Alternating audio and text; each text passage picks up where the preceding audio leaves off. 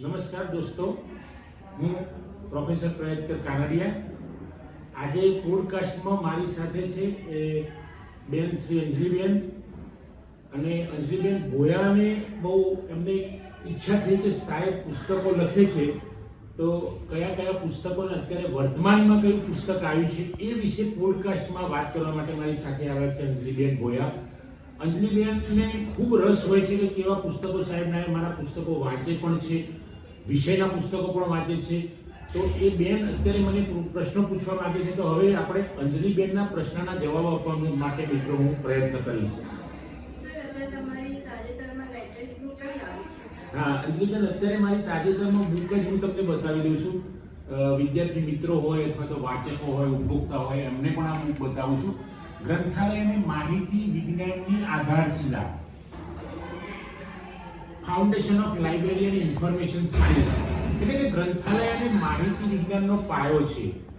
આ પુસ્તક એટલું સુંદર છે કે જો વિદ્યાર્થીઓ વાંચશે તો એમને ખૂબ રસ પડશે. અને આ પુસ્તકમાં ગ્રંથાલય અને માહિતી વિજ્ઞાનની શરૂઆતથી માંડીને વર્તમાન સુધીની માહિતી આપવામાં આવી છે. એ બેન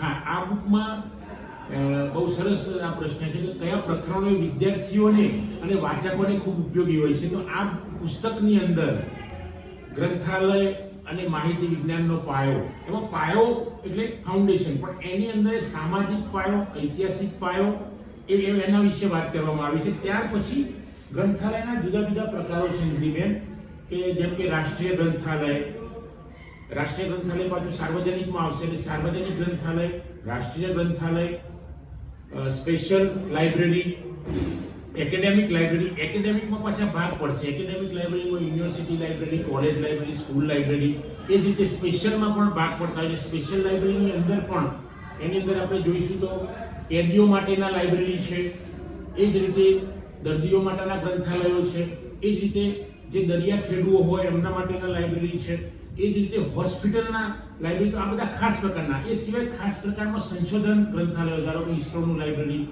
PRLનું લાઇબ્રેરી હશે, તો આ બધા સ્પેશિયલમાં આવશે. તો આની વિગતે ચર્ચા કરવામાં આવી છે. ત્યારબાદ પ્રકરણોની તમે વાત કરી, તેમાં ગ્રંથપાલના ગુણો, ઔપચારિક અનૌપચારિક શિક્ષણ અથવા તો વૈદિક કે અવૈદિક શિક્ષણમાં ગ્રંથાલયની શું ભૂમિકા છે એની વાત કરવામાં આવી છે. ત્યારબાદ આપણે આગળ વાત કરીશું તો રંગનાથ અને ડૉક્ટર રંગનાથને આપેલા મૂળ સૂત્રો, જે ગ્રંથાલયની માહિતી વિજ્ઞાનના મૂળભૂત સૂત્રો 5 છે, પુસ્તકો ઉપયોગ માટે છે, દરેક વાચક માટે પુસ્તક છે. આ જુદા જુદા જે લો છે એ લો વિશેની માહિતી આપવામાં આવી છે. ત્યારબાદ આજના આધુનિક યુગમાં રંગનાથનના 5 સૂત્રો કેવી રીતે લાગુ પડશે એના વિશે વાત કરવામાં આવી છે.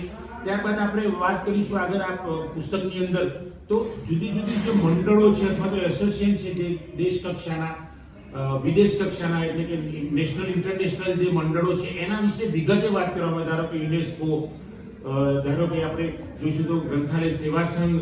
ત્યારબાદ આપણે વાત કરીશું તો ILA, Indian library association, American library association.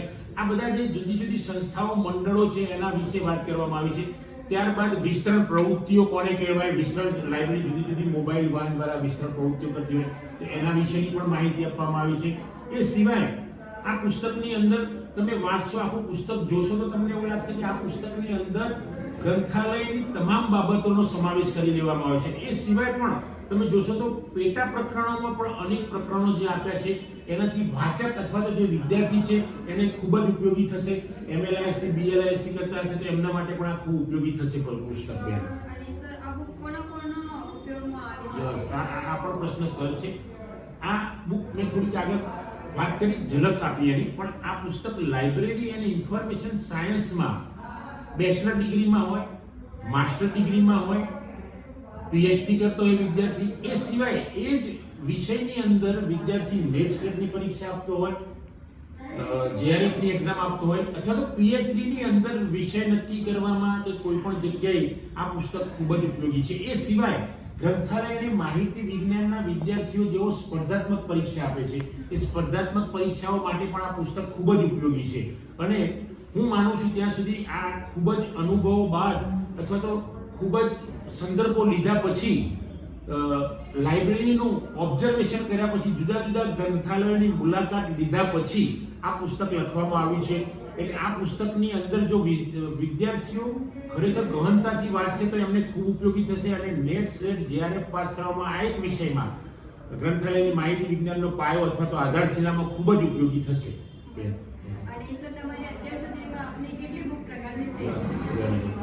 અત્યાર સુધીમાં મારી 45 બુક પબ્લિશ થઈ ગઈ છે. એમાં 15ની આસપાસ નોવેલ છે, મોટિવેશનલ બુક 10 છે. એ સિવાય ગ્રંથાલયની માહિતી વિજ્ઞાન વિષયમાં લગભગ 20 જેટલી બુક મારી છે કે જે UGCના સિલેબસ આધારિત પુસ્તકો લખવામાં આવ્યા છે. અને જે લાઇબ્રેરી એન્ડ ઇન્ફોર્મેશન સાયન્સમાં BLISC, MLISC, PhD કરતા વિદ્યાર્થીઓ છે એ બધા જ વિદ્યાર્થીઓને ગુજરાત લેવલે ઘણો એક પુસ્તક મારું અંગ્રેજીમાં છે, new trends in library science. એ તો બધા વિદ્યાર્થીઓને કામમાં આવશે, પણ આ પુસ્તક મારા ગુજરાતીમાં છે એટલે જે ગુજરાતમાં ભણતા વિદ્યાર્થીઓ માટે આ પુસ્તકો ખૂબ ઉપયોગમાં આવશે. લાઇબ્રેરી એન્ડ ઇન્ફોર્મેશન સાયન્સમાં બેન પહેલા કેવું હતું અંજલિબેન કે બધાને એવું જ હતું કે ભાઈ બધા અંગ્રેજીમાં જ પુસ્તકો હોય કાં તો હિન્દીમાં હોય. પછી મને એક વિચાર આવ્યો કે ભાઈ ગુજરાતીમાં પુસ્તકો હોય તો જે ગુજરાતના વિદ્યાર્થીઓ છે એ બધાને કામમાં આવશે. એટલે મેં લગભગ 20ની આસપાસ પુસ્તકો લખ્યા છે લાઇબ્રેરી સાયન્સમાં. એ સિવાય મોટિવેશનલ, શિક્ષણ ઉપર, સમાજ ઉપર, કાવ્ય સંગ્રહો, બરાબર, એ રીતે મેં લગભગ 45 જેટલા પુસ્તકો મારા પૂરા થયા છે અત્યાર સુધી.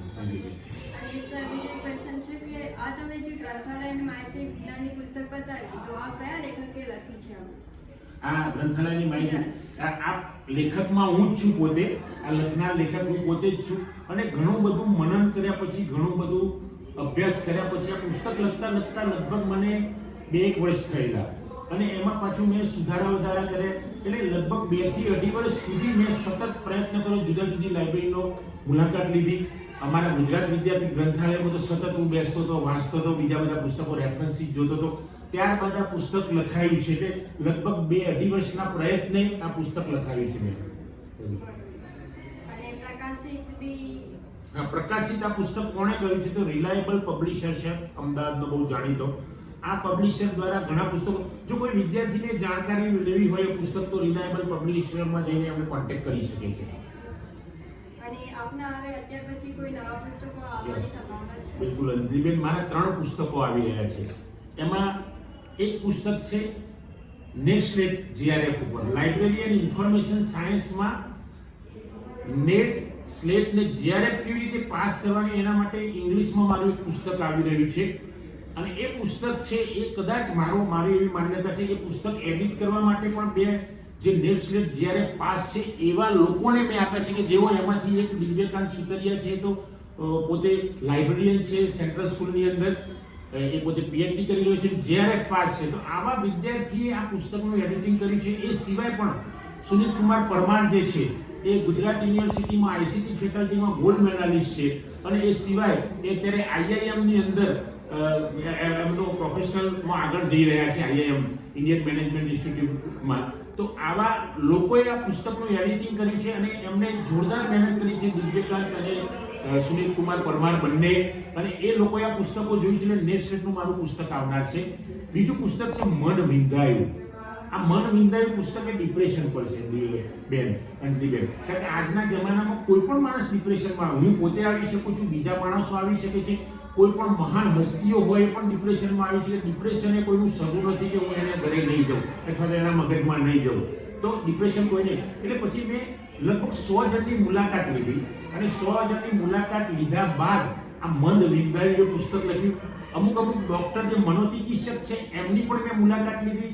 એમની રાહબરી હેઠળ પણ આ પુસ્તક લખાયું છે. એમ કહીએ તો કંઈ અતિશયોક્તિ નથી.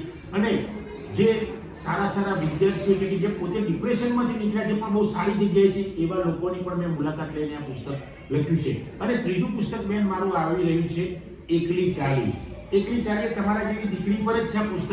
અને જેમ અંજલિબેન કપરાડા તાલુકામાંથી છેક દૂરથી અહીંયા આવીને સરસ ભણે છે, તો આ અંજલિબેન જેવી જે ગામડાની દીકરી ખૂબ મહેનત કરીને પરદેશ પહોંચી જાય છે. અને પરદેશ પહોંચ્યા પછી ત્યાં જબરજસ્ત સંઘર્ષ કરે છે, પોતાની સાથે, પોતાના આત્માની સાથે, પોતાની જાત સાથે સંઘર્ષ કરે છે અને ખૂબ આગળ આવવાનો પ્રયત્ન કરે છે. અને એ ખૂબ આગળ આવવાનો પ્રયત્ન કરે છે છતાં પણ એનું કિસ્મત એટલું બધું સાથ નથી આપતું, પણ છતાં એ સંઘર્ષ છોડતી નથી. તો આ વાત છે બેન. આપના દરેક પ્રશ્નોના જવાબ મેં આપ્યા. હવે પણ આપણને કોઈ પ્રશ્ન હોય તો તમે મને પૂછી શકો છો. ના સર, તમારા બધા પ્રશ્નોના ઉત્તર એકદમ મસ્ત સ્પષ્ટ અને સારી રીતે તમે સમજાયા. Okay, thank you very much મિત્રો. આજના પોડકાસ્ટમાં વિડીયો પર આપ સૌ આ અમારો અંજલિબેન બંનેનો વિડીયો જો જોશો અને સારો લાગે તો એને શેર કરો, લાઈક કરો, અને જો મારી ચેનલ સબસ્ક્રાઇબ ન કરી હોય તો સબસ્ક્રાઇબ કરો. આ ચેનલ વિદ્યાર્થીઓ માટે, યુવાનો માટે ખાસ છે. Thank you friends.